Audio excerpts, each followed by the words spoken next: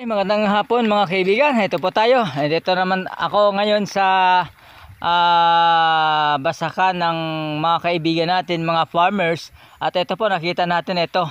Ayun, naghanda na po sila naghanda ulit sila sa pangalawang tanim. Ito po nakita natin. Ayun, nag-aabang ang mga ibon. Ayun, sa mga may maligaw na mga kakainin nila. Ayun po, ito po. At ngayon, ito po yung kabila.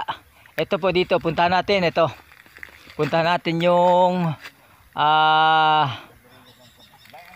saan nagtatrabaho yung kaibigan natin. Ayun, nagple-planer. Ayun po. Ayan, kita nyo. Ayan, medyo malabo kasi bago lang dinadaanan ng planer. Piniplaner yung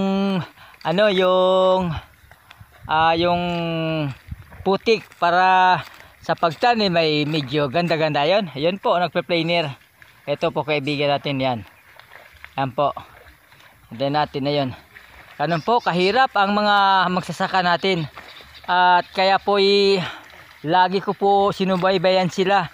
Kung sakaling po may iba-iba kong mga pinakita, yun po medyo pero ang binigyan ko ng pansin yung mga farmers natin. Yan po, yun sila po. Ayan, yun, yan po yung kalabaw, kaagapay sa mga tao nga naghanap buhay para sa ating bansa.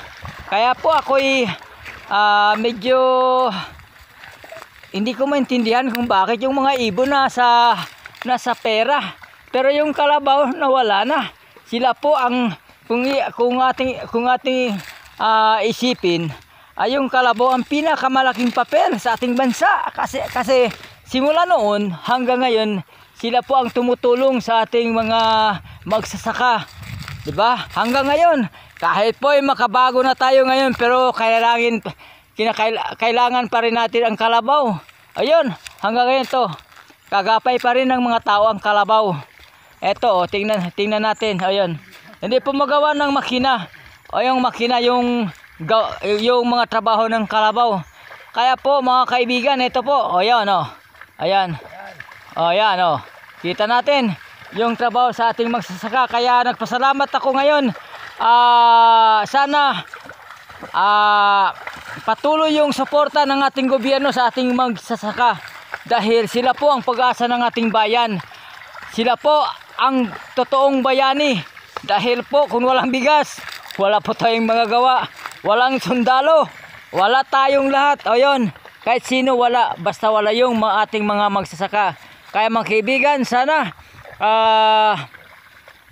nagustuhan nyo ang video na ito. At sana huwag nyong kalimutan i-like at i-share. At kung may komento, mag-comment lang kayo. At sasagutin ko. Huwag lang magsamang komento, hindi ko sasagutin. Sana lagi nating tatandaan, ang magagandang komento, maganda rin ang sagot. Ulitin ko mga kaibigan, magandang hapon ulit sa ating lahat. Sana nagustuhan nyo ang video na ito.